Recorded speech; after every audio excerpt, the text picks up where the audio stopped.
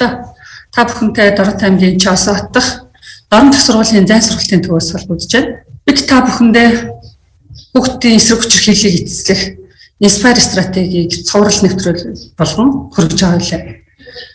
Өнөөдрийн хувьд бид та бүхэнд боловсрол ба амьдрах ур чадвар гэдэг энэ стратегийг танилцуулахаар нэгэн хүндтэй зочныг урьсан байна. Ингээд зочинтойгоо танилцъя. Сайн байна уу мөхмөгч? Сайн байна уу? За, ажлын тавлаг сайхан уу? Сайхан намарч байна уу? Сайхан намарч байна уу?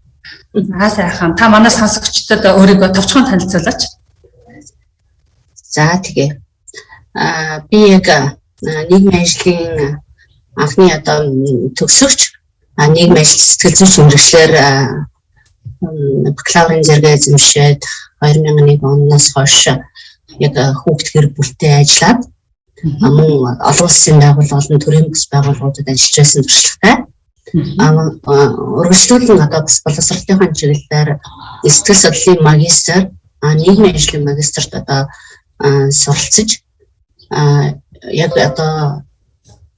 амьдрах ухаан, хүүхдийн оролцооны чиглэлээр бол хүүхдийг эвэхсэн их төвний корпус, нарийн хөдөлмөрийн байгууллага гэсэн байгууллагуудад сүүлийн 15 жил ажилласан байна. За тэгээд магистрийн зэрэгийг бас боловсролын их сургууль дээр хамгаалсан. Мөн Солонгосын ИВА эмэгтэйчүүдийн их сургууль дээр сурч хамгаалсан байгаа. За товч өгөө тодорхой ингэж танилцуулж байна. Тэгэхээр мөнхний ихч битээр Монгол Улсын боловсролын их сургуулийн тухай улсын багш их сургуулийн нийгмийн ажлын арга зүйн техник нийгмийн ажлын хөтөлбөрөөр хоёулаа хамтдаа суралцаж төгссөн.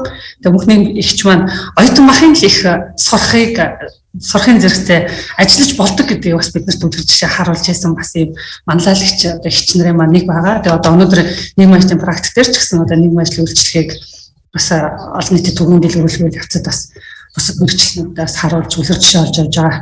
Ийм бахархалтай бас туршлагатай ихчтэйгээ бас ярилцж байгаа их баяртай. Тэгээд сонсогчд маань бит хоёрын өнөөдрийн ярианаас ерөнхийдөө энэ Inspire стратегийнхаа яг амьдрах ухаан ба боловсрол гэсэн энэ арга зүй аргачлалын тодорхой үзэл санаа болон сайн туршлагуудын жишээнүүдээс сонсож авах хэрэгтэй байна. Тэгээд хоёул энэ стратегийнхаа яг зорилгоос эхлэе. Энэ яг ямар зорилготой стратеги юм энэ яг тийм чухал юм бэ гэж. Ерөнхийдөө энэ хүүхдийн эсрэг хүчирхийлэл энэ асуудлаар бол зөвхөн боловсролын байгууллага гэхээсээ илүү ерөөсөө бүх оролцогч талууд бол анхаарлаа хандуулж хамтран ажиллаж энэ хүчирхийллийг бол дөрвтэй бууруулах, эцэслэх, устгах ёстой. Тийм учраас яг Inspire стратеги маань 7 үндэс стратегтэй байгаа. Тэгээд боловсрол амьдрах ухааны стратеги боловсрол хүүхэд тасралтгүй хамрагдсанаар боловсролыг эзэмшиж илүүх тасралтгүй эзэмшснээр хүүхдийн амьдралын чанар сайжирна. Хүчирхийлэлд өртөх эрс буурна. Мөн амьдралд гарах шийдвэрүүдээ бол оновчтой сайн гаргаж сурна гэсэн ийм үндсэн үр дүн харж байгаа учраас энэ том зорилго тавиад энийг дөрвтэй бууруулахад бол дунд хугацааны, урт хугацааны, богино хугацааны хөтөлбөрүүд, зорилтуудыг төвшүүлээд ингээд ажиллагаа. Зөвхөн боловсролын байгууллага биш, олон нийтийн хамтын ажиллагааны үр дүнгийн хүнд хүрч чадна гэсэн ийм том зорилготой. Тэгээ саяхан таны ярьсан зүйлээс анзаарч байхад энэ стратеги маань өөрөө зөвхөн нэг салбар дээр бол биш тийм ээ. Салбар хоорондын хамтын ажиллагаа нэлээд чухалчилж байгаа гэж ойлгож байна. Тийм. Яг боловсролын энэ үндсэн ойлголтыг боловсролын өөрчлөлт үүсгэхэд салбар хоорондын хамтын ажиллагаа тийм чухал юм байна. Тийм. Манай Монгол Улсын бас ингээд хуулиудаа ч гэсэн бид нар яг энэ асуудлыг олон талаас бол хамтарч ажиллаж энэ асуудалд хүрэх юмаа гэдэг хуулиудаа ч гэсэн тусгаж өгсөн байдаг. Залуучуудын хөгжлийг дэмжих тухай хууль, хөгжлийн бэрхшээл дээрний хамгааллын тухай хууль, хүүхд хамгааллын тухай хууль, боловсролын тухай хуулиудаа залуучууд маань өсвөр үеийнхэн маань амьдрах ухааны энэ тасралтгүй боловсролыг эзэмснээр төрийн бүс байгууллагатайгаа хамтраад тийм ээ олон нийтийн хөгжлийн төвүүдээр хамтраад энэ ажлуудыг бас хийж болох юм аа гэд та бүхэн баг аюул сайн мэдж байгаа. олон улсын байгууллагууд ч гэсэн яг энэ дээр бол нэлээд сайн анхаарч сүүлийн одоо 20 жил гэж бас хэлж болно тийм ээ. Одоо дэмжилж одоо энэ чиглэлээр бол сурагч багш нарыг бас бэлтгэж ирсэн. Одоо ч гэсэн бас яг энэ чиглэлээр бас ажилласаар байгаа. Тэгэхээр энэ стратегийн тухай хоёул ярихаас өмнө хүмүүс сонсогчтой бас боловсролын талаарх ойлголтыг одоо аль өнцгөөс нь битээр ярих чагаа гэдэгс тодтогч өгөх зүг байх гэж бодож байна тийм. За боловсрол гэдгийг хүмүүс одоо янз бүрийн л одоо хэлбэрээр янз бүрийн хүрээнд бол ойлгож байгаа.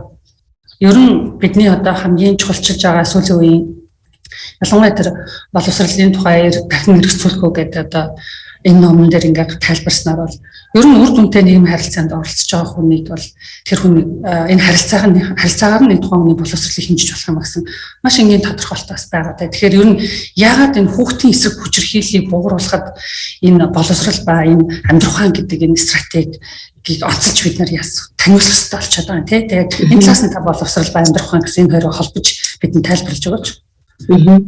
Ерөнхийдөө стратегийн үндсэн одоо нэг 5 чиглэл байгаа л да. Энэ маань яг өөрөө одоо яг энэ тайлбарыг өгч болов гэж бодож байна. Түрүүн би хэлсэн яг одоо тасралтгүй сургуультай одоо тийм ээ өрн хамрагдах таслалтгүй гэж байгаа. Таслалтгүй. Тэгээд сургууль дээр одоо үйлчилгээ үзүүлж байгаа сургуулийн багш болсон хүчнүүд маань тийм илүү их одоо тэр сургуулийн таатай орчныг бүрдүүлж хүүхдэд аюулгүй эрсдэлгүй тэр сайхан одоо нөхцөлийг бүрдүүлсний үндсээр бид нар хүчирхийлэлгүй байж чадах юм. Хүүхд ч гэсэн өөртөө айдсгүйгээр боловсролтой явах нь маш сайн эзэмшиж мөн одоо чанартай үр дүнтэй суралцсан гэсэн. За дараад нь бол яг амьдрах ухааны саяны оюутны хэлгээр бол яг одоо зөөлөн чадварууд буюу тэр нийгмийн харилцааны ур чадвар аюул чухал юм байна. Ингэснээр энэ бол боловсролтой хүн юм байна. Амьдрах ухааны ур чадварын сургалт маань өөрөө бүхэлдээ одоо яг хүний зөөлөн ур чадварууд буюу хүнтэй харилцах чадвар, стрессээ тийм ээ хэрхэн тайлах вэ, сэтгэлийн хөдөлгөөнийг хянаж сурах, мөн одоо бусдыг ойлгох тийм шүүмжлэлтэйгээр одоо аливаа зүйлд хандах, үгүй гэдгийг бүр зоригтой хэлж чадах гэдэг айгүй олон чадваруудыг хүүхдэд маань ингээд сургалтынхаа явцас одоо суулгаж өгч мөн энийг амьдрал дээр бүр ингээд практиктээр хэрэглэж сурж байгаа нь болохоор амьдрах ухааны сургалтай гэж холбогдож ирж байгаа. За тэгээд мэдээж бидний одоо яг inspire стратеги буюу хүүхдийн хүчирхийлэл эсрэг гэж байгаа. Хүчирхийллийн аюул олон төрлүүд байгаа тийм ээ. Тэгвэл эндээс илүү их одоо тэр сургууль дээр болдог хүчирх одоо дээрлэхэлт ч гэдэг юм уу те. Бусад одоо энэ сэтгэл санааны хувьд одоо дарамттай байдал үүсгдэг мөн одоо бэлгийн хүчирхийлэл гэсэн энэ одоо том хүүхдэд эрсдэл учруулж байгаа энэ асуудлуудыг болохоор бас яг хүүхд маань өөрөө энэ чадваруудыг эзэмснээрээ одоо энэс өөрсдөө хамгаална, өршлөн сэргийлнэ, мөн хэрхэн тусалцаа авах вэ гэдэг арга ухаанаа ч гэсэн бас суралцаад байх юм байна. Тэгэхээр эдгээр зүйлүүд нь одоо ялцчгүй боловсролын байгууллагатай холбогдно, насны туршийн боловсрол тийм ээ, хүүхдийн ур чадвар энэ одоо амьдрах ухааны боловсролыг заавал эзэмших ёстой юм аа. Ингэснээр одоо эрүүл чанартай одоо эрч хүчтэй амьдрах юмаа гэдэг амьдрах ухаантай ингэж холбож өгч байгаа. Тэгэхээр яг энэ таны хэлсэнтэй хувьдуулаад бас сонсогчтой хоёулаа томьёолоод хэлчихье. Энэ хүүхдийн эсрэг хүчирхийллийг эцэслэх энэ сфер аргачлалын боловсрол ба амьдрах ур чадвар гэдэг энэ стратегийн хамгийн гол зорилт нь өөрөө хүүхдүүд өөр өгөөчтэй бас нөгөө гендерийн тэгш харилцааг байдлыг ингээ хангасан боловсрол болоод тэр нийгэм сэтгэл хөдлөлийн талаар юм суралцах боломж амьдрах ур чадвар сургалтыг илүү их хүртээмжтэй болгоход энэ стратеги бол нэлээд чухал одоо зүйл болгож тэ зорилгоо олгож явж байгаа гэж ингэж бас тайлбарлаж хийж болно. За ер нь охид өвгүүдэд нөлөөлөх нь боловсролын өөр өгөөжийг ингээд хэмжээгээл маш олон үзүүлэлтүүдээр бол хэмжих болох бах тэ. За яг нөгөө ярьж байгаа нөгөө стратегтэй уялдуулаа харах юм бол тэр боловсрол маань өөрөө хүүхдийг аюулгүй таны түрүү хэлдгээр ямар нэгэн дарамт одоо мэдрэлгүйгээр ямар нэгэн тийм сөрөг мэдрэмжгүйгээр хүүхэд ингээд өөрийнхөө зорьсон зүйл рүүгээ тэмүүлэх хүсэл тэмүүлэлтэйгээр ингээд ажиллах, сурах ийм орчин нөхцөлийг бүрдүүлж өгч чадчихна гэдэг нь бол нөгөө боловсролын өөр өгөөжийг хэмжиж болох нэг том шалгуур үзүүлэлт гэж хараад байгаа шүү дээ. Тэгэхээр та энэ тухай яг ингээд боловсролын болон амьдрах ур чадварын сургалтын өөр өгөөжийг та ингээд тодорхой хэлбэл ингээд 2-3 зүйлийг хэлж өгөөч. Тэгээ энэ стратегийн хүрээнд юу ч болчлаа даа.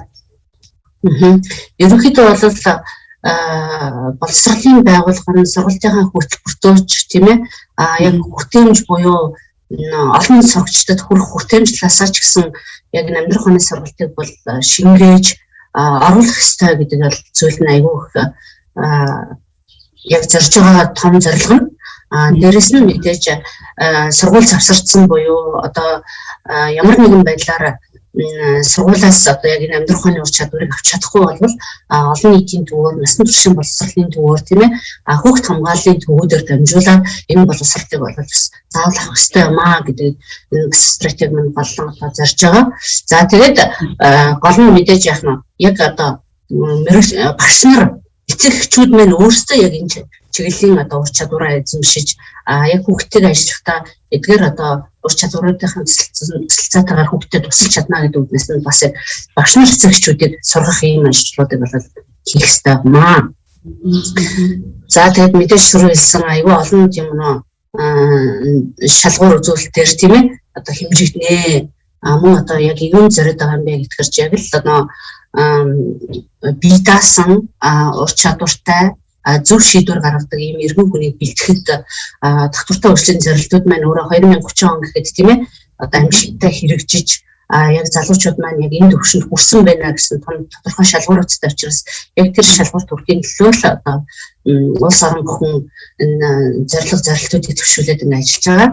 Тэгэхээр бас яг тодорхой одоо зорилтуудад хүрэхийн тулд одоо сургуулиуд манай одоо тийм ээ төр засгийн байгууллагууд, төрийн бас байгууллагууд мөн бодлогынхоо хувьд ч гэсэн тийм ээ ингэж дэмжиж ажиллах хэрэгтэй юм байна. Тэгэхээр та сая энэ стратегийг нөгөө тогтвортой үйлчлэлийн үзэл баримталтай холбож нэлээд хэлж өглөө. Тэгээ ер нь бол энэ стратегийн үзэл баримтлалыг аваад үзэх юм бол нөгөө тогтвортой үйлчлэлийн үзэл баримтлалын 4-4 4-7 гэсэн энэ 4-р бүлгийн болоод 5-р бүлгийн тодорхой заалтуудыг хэрэгжүүлэхэд энэ өөрөө хувь нэмрээ оруулж байгаа ийм олон улсын үйл ажиллагаа юм байна гэж бас бид нар үзэж сонсогч маань бас ойлгох хэрэгтэй. Жишээлх юм бол 4-4 тогтвортой үйлчлэлийн зорилтын 4-4-т юу ч байсан бэ гэхээр 2030 он гэхэд нөгөө зохистой ажил хөдөлмөр бизнес эрхлэх чадвартай за мөн одоо техникийн болон мэргэжлийн боловсролтой залуучуудын одоо болоод насны туршидын тоог одоо хөлөмж ихээр нэмэгдүүлнэ гэсэн юм том зорилт байгаа. Тэгэхээр нөгөө амьдрах ухааны чадвартай дээрээс нь одоо өөрийнхөө эзэмшсэн мэдлэг мэргэжлээрээ өөрийнхөө амьдралыг аваад явчих ийм залуучууд олноороо байх нь бол яг нь тогтвортой үйлчлэлийн хамгийн чухал зорилт юм а гэж ингэж харсан. Энтэй ингээ уялдуулаа харахаар энэ боловсрол ба амьдрах ур чадварын стратеги нь одоо бас нэг чухал зүйлтэй байна гэж харж байгаа. За хоёул арга зүй хэсэг рүү жоохоо орё тийм энэ стратеги арга зүй. Жишээлх юм бол ингээд энэ судалж яхад хамгийн чухал арга зүй нь болохоор сургуулийн нэгдүгürt нь болохоор сургуулийн өмнөх болоод баг дунд сургуульд хамрагдтыг нэгдүгürt нэмэгдүүлье гэж байна. За хоёрдугаарт нь болохоор тэр нөгөө аюулгүй дэмжих тийм боловсролыг орчин бүрдүүлье гэж тэгж байна тийм. Гэх мэтчлэгээр ингээд олон тийм арга зүйнуудыг бидэнд бас санал болгоод байгаа. Тэгэхээр мөхмөнгч маань өөрөө хүүхэд залуучуудын одоо олон байгууллагуудаар ажиллаж байсан хүний хувьд энэ боловсрол ба амьдрах ур чадварын стратегийн дээр санал болгоод байгаа энэ арга зүй манай практик дээр манай нийгэм төрөнд хэр байдаг юм бэ? Энэ хэрэгжүүлэх боломжтой юу? Боломжтой. Ерөнхийдөө бол одоо бусад улс орнуудын хэрэгжилж байгаа энэ одоо амьдрах ухааны ур чадварыг тийм ээ үр дүнтэй хэрэгжүүлэхэд бол ерөөсөө манай ч гэсэн хэрэгжилж байгаа энэ аргууд маань бас байгаа. Тэгээ энийг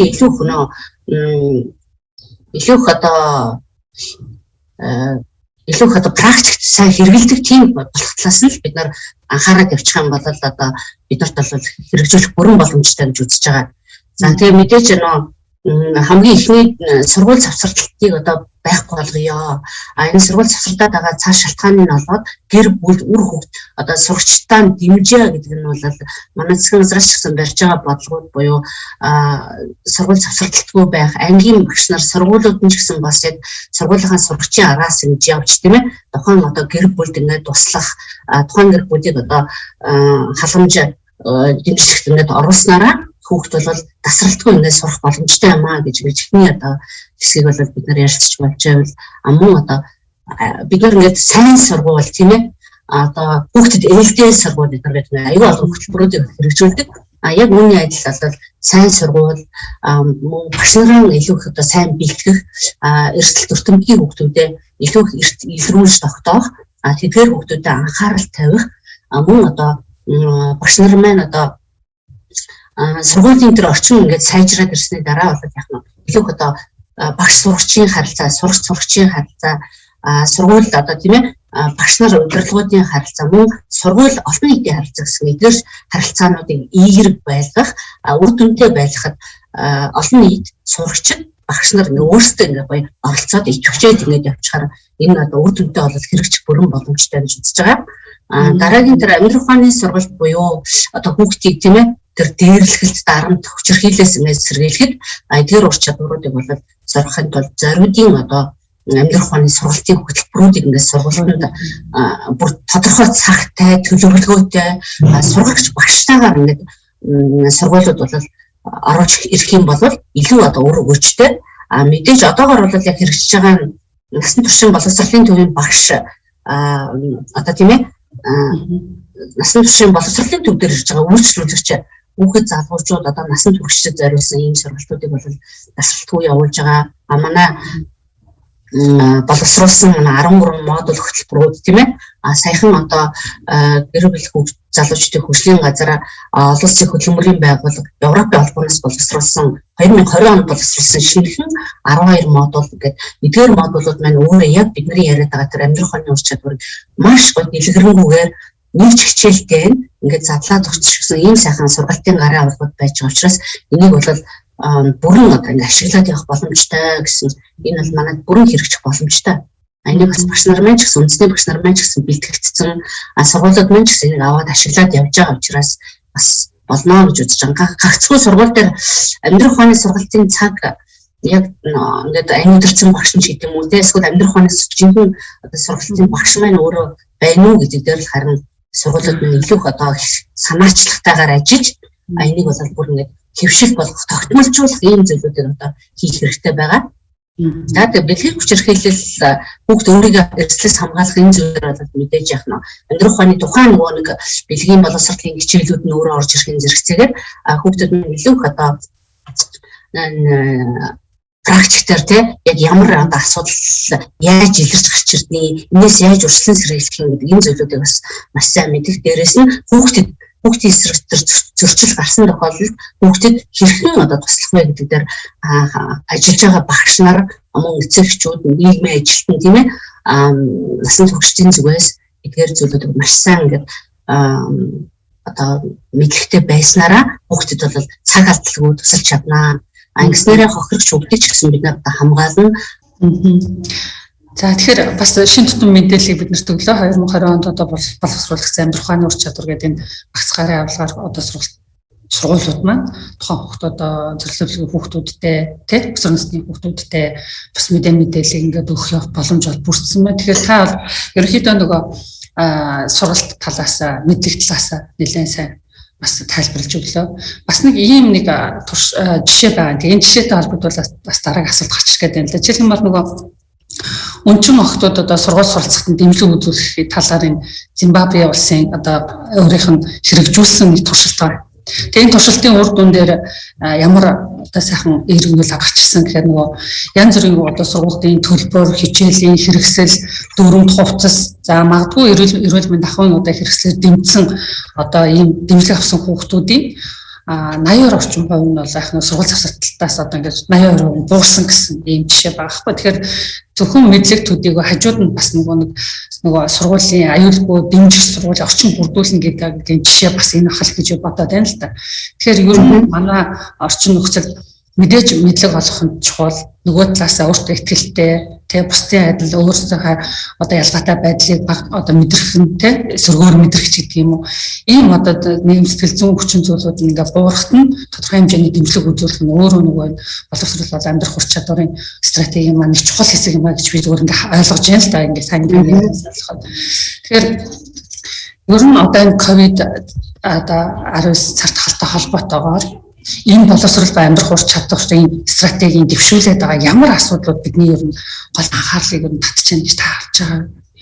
Одоо энэ хүүхдүүд маань эрүүл мэндийн боловсролын за бусад одоо юу гэдгийг харилцаанууд нь тодорхой хэмжээгээр ингээд хязгаарлагдчихж штеп. Өнөөдөр гэхэд орон нутагт гэдэг ингээ хэлэхээр танхимын сургалт болон танхимын бус сургалт хоцроод хэдийгээр явж байгаа ч гэсэн яг өмнөдөө хүүхдүүд өөрийнх нь сонголтгүйгээр эцэг эхчүүд шууд ингээд эрүүл мэндийн эрсдэлтэйгээ сургуульд нь явуулахгүй шүү дээ. Танхимд хичээлгүй. Тэгээд нөгөө зайнс буюу одоо видео хичээл ингээд үзээд явж ий тээ. Гэх мэтлэгээр энэ өөрөө ер нь зүгээр энэ дэр бид нар яг эцэг эхчүүд яг энэ цагууд юуг анхаарах хэрэгтэй энэ стратеги бүрэн үзэл баримталтаа ойлтуулаад хэлээч. Тэгээд хоёулаа яг ярьцлагын өмнө ингээд боловсролын байгууллагт хүүхэд тасралтгүй амрагдах нь ямар чухал юм бэ гэж хэлсэн тийм ээ. Тэгэхээр яг энэ COVID-19 буюу одоо энэ цар тахлын 2 жилийн хугацаанд бол зөвхөн Монгол улс гэхгүйгээр дэлхийн нийтэд яг энэ хүүхэд гэрээсээ зайнаас ингээд ажиллаад ирэхээр бас гэр бүлдэх нөө хүчирхийлэл аягүй их өртөөд байгаа.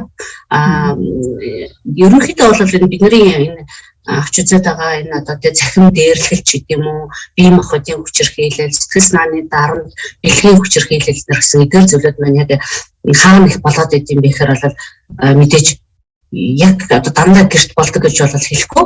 Тэгээ олон нийтийн газарч болдог тийм ээ. Одоо сургууль дээрч болдог эдгээр зүйлүүдс байгаа. За тэгвэл одоо яг тэр бэлгийн хүчирхийлэл дарамтанд одоо ингээд судалгааны дүн байна л да. Бэлгийн хүчирхийлэл дарамтанд хэн их өртөөд байна, хаана ямар хүмүүсийн одоо ийм байдал үүсгээд байна гэхээр яг ураг төрлийн буюу тий ойр дотны одоо таньдаг хүмүүсийн зүгээс одоо илүү их одоо тэр бага насны охтууд бай тий ер нь өсвөр насныхан эмэгтэйчүүд рүү чиглэсэн юм одоо бэлгийн хүчирхийлэл бол таньдаг хүмүүс буюу ураг төрлийнхний зүгээс аюул их хийдэм байна гэдэг энэ одоо судалгааны тоо баримтууд нь бол өндөр гардаг. За бараг 40% гэж гарч байгаа. За тэгээ мөн одоо бас танихгүй хүмүүсийн зүгээс бол тий 10% ингээд гаргадаг гэсэн. Ийм одоо бэлгийн хүчирхийллийн ноцтой бол тоонууд байдаг. За энэ COVID-19 хувьд бол эдгээр ингээд хүчирхийллийн тоо ихсэх хүүхэд одоо яг өөрсдөө тусламж авах тийм үү ойр дотны тэр одоо багш гэдэг юм уу эсвэл итгэлтэй хүнээсээ тусламж авч чадахгүй байх тийм ийм бас мэд нөхцөл бас бий болоод байгаа. За тэгэхээр энэ эрсдлүүдийг бууруулахын тулд зайлшгүй одоо боловсролыг байгууллагууд ажиллах, дээрэс нь хүүхдүүдийг бол тасралтгүй одоо сургуультай ирэх тэр аюулгүй тэр орчнуудыг бас сайн бүрдүүлж өгөх гэдэг. Годамж талбайд хүртэл ингээл орой өдөш явж байхад тийм ээ охтуудыг айлгах, ичээх гэдэг. Зөвхөн охтууд ихгүйгээр хөвгүүч гэсэн одоо энэ хүчирхийлэл боловсруулж байгаа. Тийм учраас судалгааны дүнгээс харж байхад бол охтуудын бараг бас 46.7% нахаа годамж талбайгаар явахдаа айдаг. Одоо гэрээсээ сургууль хооронд тийм тухайн хорондоо явж хахад ингэж айдаг. Хүүхдийн зүгээс бол харцгүй одоо орой өдөш харахууд ингээд өөрийнхөө дүүрэх хоронд явж хахад бол 20 орчим хувь нь бол айдгаа гэсэн ийм дүгнэлтүүд байгаа. Тэгэхээр ерөнхийдөө энэ сургуулийн орчинд бас гэрэлт годамж талбайд гардаг энэ хүчирхийлэлүүд бол боттой байна гэдэг нь энэ судалгааны дүгнээс гарч ирээд байгаа байхгүй юу. Тэгээд бид нар бол дутагдлаа хийж байгаа дуу өнгөрч болохгүй тийм хүчирхийлэл болж байгаа тэр зүйлийг харсан тийм ээ хин нэгний хүчирхийлэлд орж ирснийг харсан гэж 40% сургуулийн хүүхдүүд хэлж байгаа. Тэгэхээр хүүхдүүдийн бас одоо судалгаанаас харахад ямар нэгэн хүчирхийлэл бол өрцөө гэдэг нь бол бас л 38-9% гэж хэлж байгаа байхгүй юу. Тэгэхээр энэ бол хүчирхийлэл бол бодиттой байна. Бүгдээр нэг одоо дөрвтэй боруулахад ажиллахгүй болдог байна гэдэг талаас энэ COVID-19 ч гэсэн энэ бол ингээд харагдаж байгаа. Тэгэхээр энэ боловсрол ба амьдрах ур чадварыг бусад одоо стратегиудаас ялгаатай зүйлийг би ингэж нэг хараад байгаа штэ. Яг энэ сургууль дээр одоо сургууль буюу боловсролын байгууллага түшгэлсэн тодорхой арга зүйг санал болгож байна. Нөгөө талаас тухайн одоо хүүхдийн эсрэг хүчирхийллийг бууруулахын тулд амьдрах ухаан буюу нөгөө хүүхдийн амьдрах бусад орчинд нь тийм дэмжиг үзүүлэх. Тэр амьдрах ухааны боловсролоор дамжуулаад энийг одоо олгох гэсэн. Тэгэхээр энэ бусад стратегиудаа бодвол нэгдүгээр одоо боловсролын байгууллагаар түшгэлсэн нөгөө талд хүүхдийн амьдарч байгаа бүхий л орчин тэр орон зайг дээр одоо анхаарлаа хандуулсан ийм одоо өргөн хүрээтэй стратеги гэж ингээ харж байгаа. Тэгээд саяны түрүү нөгөө Зимбабве улсад басны жишээнээс ингээ харж байхад тухайн хүүхдийг сургуулийн орчинд аюулгүй итгэлтэй одоо ийм дэмжигч орчин мөн гэдгийг баталгаажуулж өгсөн тэр өөрх нь оролцоотой дэмжих хөтөлбөр гэж хараад байгаа тийм.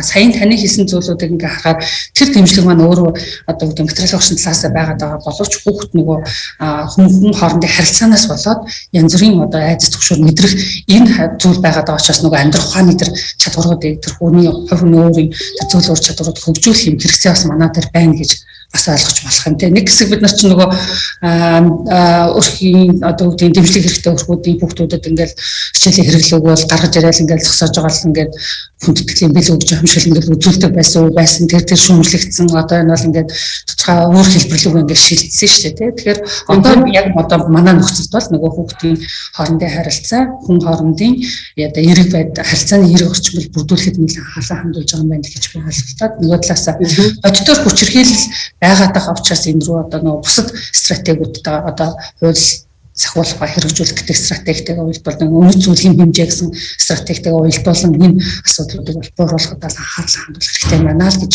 бодсон.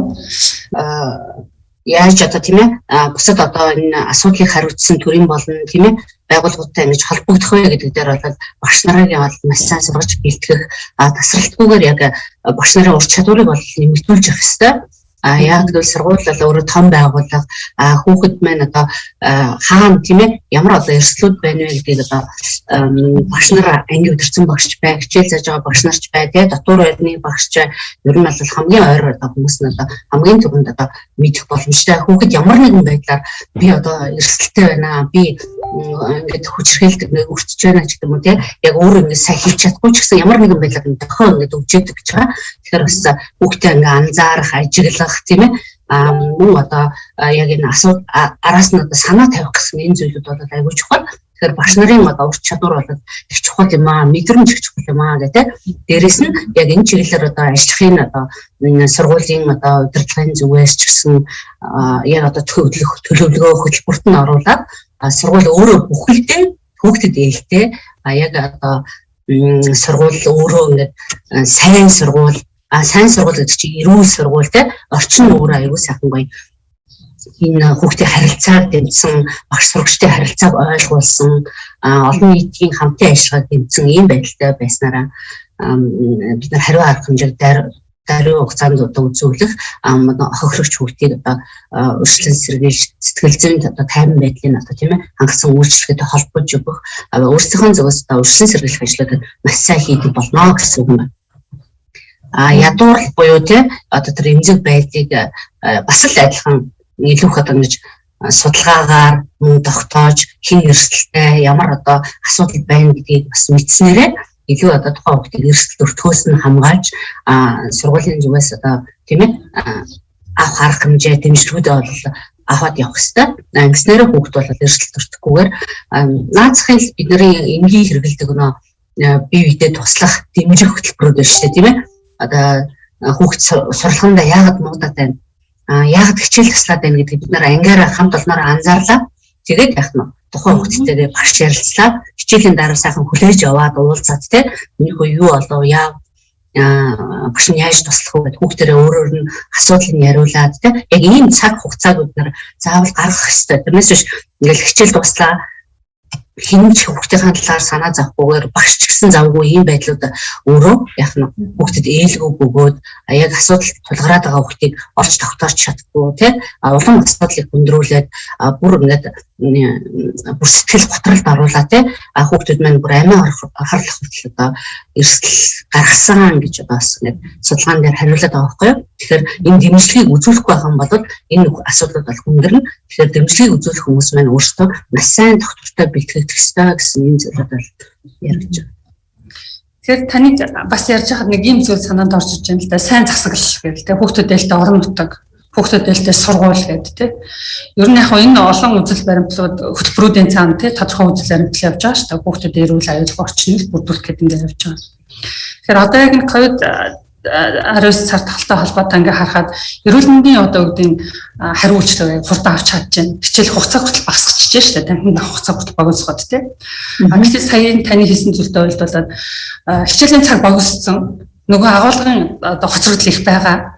Багш нөгөө хүүхдэд агуулгаанд өгөх хуучныг нь одоо сэргээх, одоо өгж байгаа шинийгээ өгөх гэд маш их ингээд цаг завгүй байгаа. Нөгөө таны сайн хэлдэг шиг одоо хүүхдийнхаа нүдийг уншдаггүй багш гэж байхгүй л дээ. Гэхдээ ер нь хүүхдүүдэд тусгаалan цаг гаргах өөрөө боломж нь их хязгаарлагдчихлаа шүү дээ. Тэгтэл нөгөө хариу үйлчлэг гэдэг шиг эрүүл мэндийнхэн одоо салбарын маш хурдан хариу үйлчлэг авч чадаад байгаа юм чинь яг энэ нөгөө боловсролын үйлчлэгэн дээр ба хүүхд хамгааллын яг энэ хариу үйлчлэг гэдэг нь бас маш хурдан гаргаж ирэх ёстой юм гэж зүгээр бодосуулаа.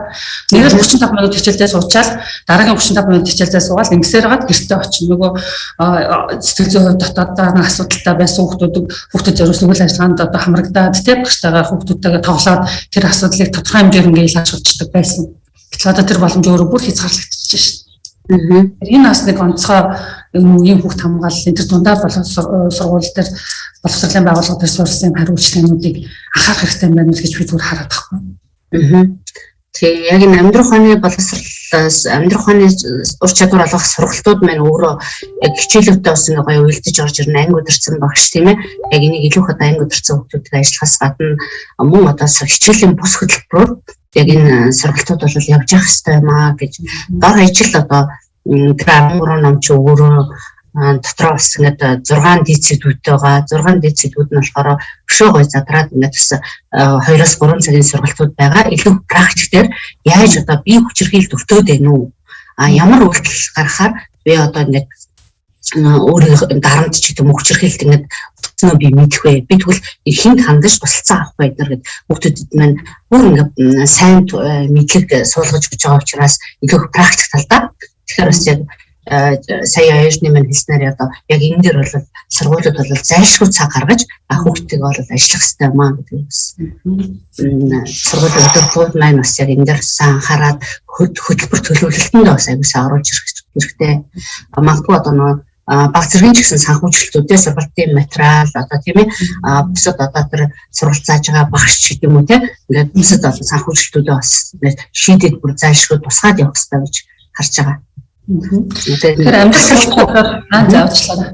Тийм. Дасралтгүй тогтмол хийгдэх хэрэгтэй гэж байгаа. Тэрнээс биш яг нэг яваал одоо болцсон гэсэн юм ойлголт байхгүй. Жишээлбэл одоо бага ангийн 9-с одоо 10 насныхан магадгүй одоо 12-оос 13 насныхан гэл ингээд наснасаараа өөрөө одоо сэтгэл зүйн хэрэгцээ бас ингээд орчиж байгаа эрсдлүүд нь өөрөөр байгаа. Ахлах ангийн хүүхдүүдийн зүгээс дүүнэртээ дарамт үзүүлэгч гэдэг юм те. Эсвэл цахимаар одоо өөрийнхөө нууц үг болон хувийн одоо мэдээлэлд алдснаас болоод одоо ингээд гэрэлхэлт дарамт чахалтанд өртөөд хүүхдүүд маань бүр ингээд маш хүн асуудалд орсон ахлагийнхны хувьд ч гэсэн бас ингээд сэтгэл зүйн дэмжлэг зориулах энэ асуудлууд чухал. Амьдрах ур чадвар болон нийгмийн чадвар гэдэг энэ хоёр зүйл нэг гэж ойлгох юм эсвэл ялгаатай юм уу? Ер нь бол амьдрах ур чадварыг олгох хэрэгтэй, бас нийгмийн одоо чадварыг олох хэрэгтэй юм сургалтууд хийж байгаа гэж яригадаад шүү дээ. Тэгэхээр яг энэ чиглэлээр тань дээр нэмэлт тайлбар байна уу? Амьдрах ур чадвар чи өөрөө яг л түрүүний миний хэлснээр яг хүн өөрийнхөө сэтгэлийн хөдөлгөөнийг хянд сурах. Яг асуудлыг ингээд шийдвэрлэж сурах. Мөн одоо стрессээ зохицуулж сурах гэдэг харилцааны чадвартай байх гэдэг. Энэ ур чадваруудыг хүүхэд өөрөө нийгэмдээ талтаа хамт олонны дунд одоо ажлын талбар дээр ч одоо нэг ирээдүйн одоо мэргэжилтэд боловсон хүчин бэлтгэх чадвартай ажилтан бэлтгэх гэж бид нар ярьж эхэлсэн шүү дээ. Яг энэ үед яг нөгөө сурсан амьдрах ухааны гоё зөөлөн чадварууд маань хэрэглэгдэх байхгүй. Одоо нөгөө хүнтэй гоё зөв харилцдаг, багаар гоё ажилчдаг тийм төлөвлөгөөгөө аюу сайн гаргацдаг, мөн одоо бусдыг сайн сонсчдаг ийм зүйлүүд нь болохоор нийгмийн чадварт ингээд орж ирж байгаа. Тэгэхээр зайлшгүй өөрөө амьдрах ухааны чадвар суур чадваруудаа одоо сайн эзэмснээрээ багаар сайн ажиллаж чаднаа. Ингэснээр одоо өөрөө нийгэмдээ эзлэх байр суурь тийм ээ ажилтай байх, орлоготой байх, мөн одоо хамт олон найз нөхдөдтэй байх гэсэн юм зүйлүүд маш их орж ирдэг. За битүүрийн стратегийн хүрээнд яг онцолж хэлэхдээ гол одоо мэдээллүүд бол энэ хүрээд ингээд өндөрлж байна. Тэгэхээр таны хувьд бас магадгүй энэ стратегийн шалгуур үзүүлэлттэй холбоотой ч гэдэг юм уу те хэрэгжүүлэх үйл ажиллагаатай холбоотой ч гэдэг юм уу. Ийм нэмэлт мэдээлэл одоо өгөөд битүүрийн цаг хязгаарлаж байна. Тэгээ ерөнхийдөө бас шалгуур үзүүлэлттэй холбоотой гэдгсэн үнээрээ л бид нар бол судалгаа мөн одоо үнэлгээг бол сайн хийж явах хэрэгтэй байна. Жишээлбэл одоо амьдрах ухааны сургалт тамирын сургалт дээр явагддаг ч гэдэг юм уу. Энэ одоо үнэлгээнүүд хэр их үр дүнтэй явагддаг вэ? Чиний одоо ямар чадвар илүү их сайжирсан гэж байна? Ямар чадвараа чи илүү их сайжруулах хэрэгтэй вэ гэдэг юм уу те? Иймэрхүү одоо судалгаануудыг бас сайн хийх хэрэгтэй. Дээрээс нь одоо чи тийм ээ сүүлийн 12 сар ч гэдэг юм уу, эсвэл сүүлийн 1 сард тийм ээ ямар нэгэн байдлаар одоо хүчирхийлэлд өртсөн үү тийм магадгүй одоо тийм энэ ямар төрлөх байсан гэдэг ингээд судалгаа маань өөр ингээд доктортой ингэж авснараа хүүхдүүд маань энэ одоо хүчирхийллийн асуудал буурч гэнэ үү, хүүхдүүд өөрийгөө хамгаалж чадж гэнэ үү тийм ээ бид нар явуулж байгаа энэ одоо сургалт үйл ажиллагаа хөтөлбөр маань үр дүнтэй байж чадж гэнэ үү гэдэг ингээд үнэлээд явчихна.